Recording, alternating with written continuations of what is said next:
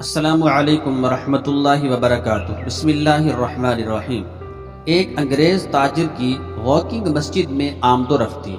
وہ جب بھی مسجد میں آتا بڑے شوق سے وضو کرتا، نہایت ہی انکساری سے نماز پڑھتا، بہت دیر تک سجدہ میں گرا رہتا اور ایسی محویت کے ساتھ دعا کرتا کہ پاس بیٹھے ہوئے لوگ بھی اس کے سوز و گداز کو محسوس کرتے۔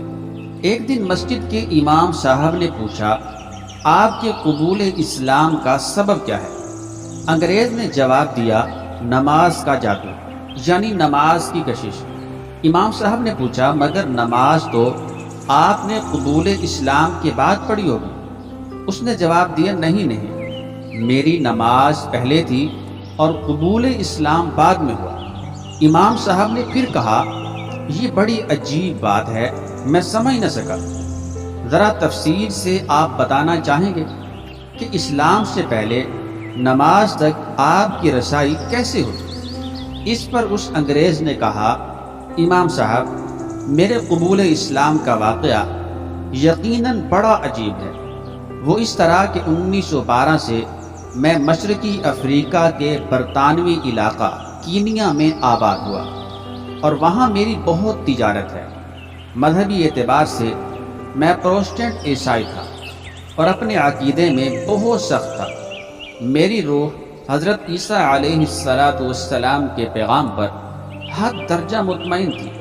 اگرچہ کاروبار کے سلسلے میں میرے وقت کا بڑا حصہ بیرون ممالک کے سفر میں گزرتا تھا، لیکن کاروبار کی سخت مشغولیت بھی مجھے انجیل کے مطالعے اور مذہبی جلسوں کی شرکت سے باز نہ رکھتی تھی۔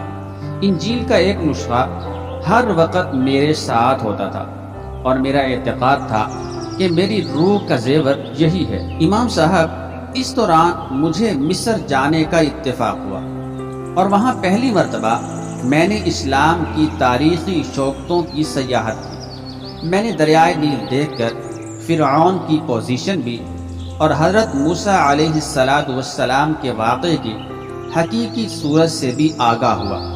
میں نے وہاں کے مشہور تاریخی اور دینی ادارے جامعہ ازہر کی زیارت کی، مسجد محمد علی کبیر، مسجد محمد حسین اور مسجد سیدہ کو دیکھا۔ ان زیارتوں کا میرے دل پر خاص اثر ہوا۔ اس کے بعد میں کثرت سے مصر جانے لگا۔ آہستہ آہستہ میری یہ حالت ہو گئی کہ میں جب بھی کاروبار سے ذرا فارغ ہوتا، ایک اندرونی جذبہ میرے دل کو پکڑ لیتا اور کشاں کشاں مجھے اسلامی مسجدوں میں لے جاتا۔ میں وہاں خدا پرستی کی کچھ ایسی دل نواز کیفیتیں دیکھتا تھا کہ جن سے دل کبھی سیر نہ ہوتا تھا۔ وہاں ایک شخص ایک اونچے مینار پر کھڑا ہو جاتا اور نہایت دلکشی کے ساتھ ایک روحانی گیت گاتا، یعنی اذان دیتا، جس سے مسجد کی فضائیں جھومنے لگتی۔ اس کے بعد امیر اور غریب، گورے اور کالے، چھوٹے اور بڑے، سب مسلمان جوق در جوق مسجد میں داخل ہوتے، عمامے اور عبائیں اتار کر ننگے پاؤں پانی کے حوض کے گرد بیٹھ جاتے۔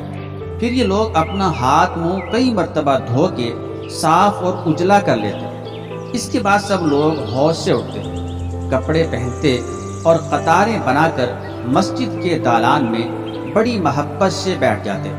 اس کے بعد اقامت کہی جاتی اور تمام حاضرین نہایت ہی ادب اور وقار کے ساتھ صفیں بنا لیتے۔ یہ منظر دیکھ کر مجھے میدان جنگ کی منظم اور مرتب صفیں یاد آ جاتی۔ پھر نماز شروع ہو جاتی اور تمام مسجد میں ہیبت و جلال اور سکون و سکوت کی کیفیتیں چھا جاتی۔ پھر دل لبھا دینے والے رکوع و سجود کے مناظر میری آنکھوں کو دیکھنے کے لیے ملتے۔ یہ مناظر ایسے مؤثر ہوتے تھے کہ جس شخص میں ذرا بھی عقل اور احساس موجود ہو، وہ ان سے متاثر ہوئے بغیر نہیں رہ سکتا۔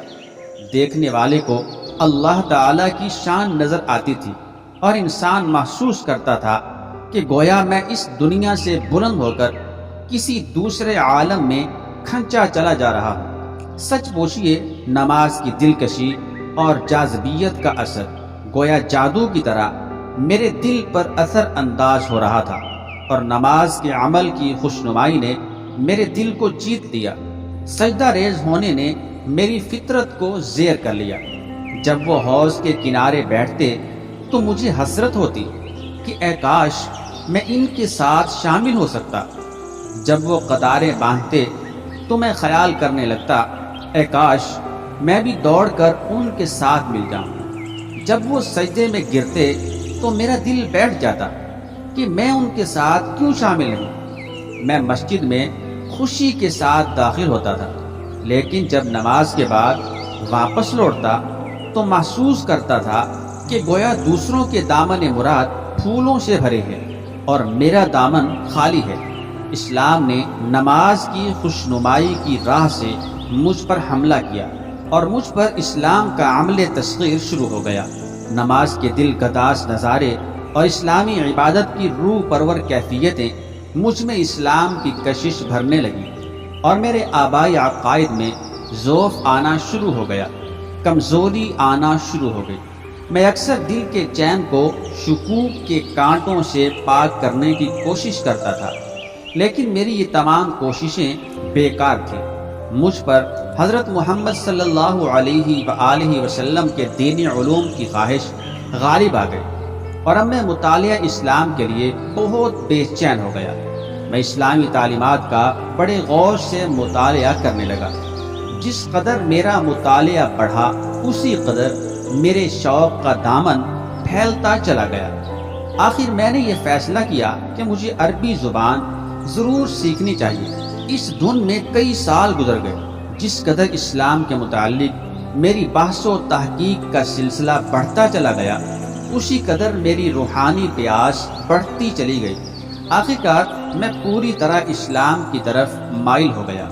ایک دن میں نے اذان سنی، ناگہاں کسی چیز نے میرے دل کو کھینچا اور میں نمازیوں کی صف میں شامل ہو گیا۔ الحمدللہ کہ اب میں پورے طور سے مسلمان ہوں، اور میری رائے ہے کہ کوئی دین اور مذہب اسلام کا مقابلہ نہیں کر سکتا۔ ایک نماز ہی کو لیجئے، صرف اس ایک چیز میں ایسے لطیف، عجیب اور عظیم الشان سبق موجود ہیں جو ساری دنیا کی نجات اور رہنمائی کے لیے کافی ہے۔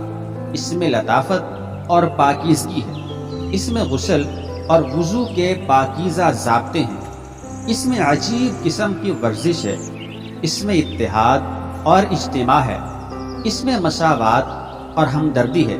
ان خوبیوں کے بعد یہ بہترین عبادت ہے۔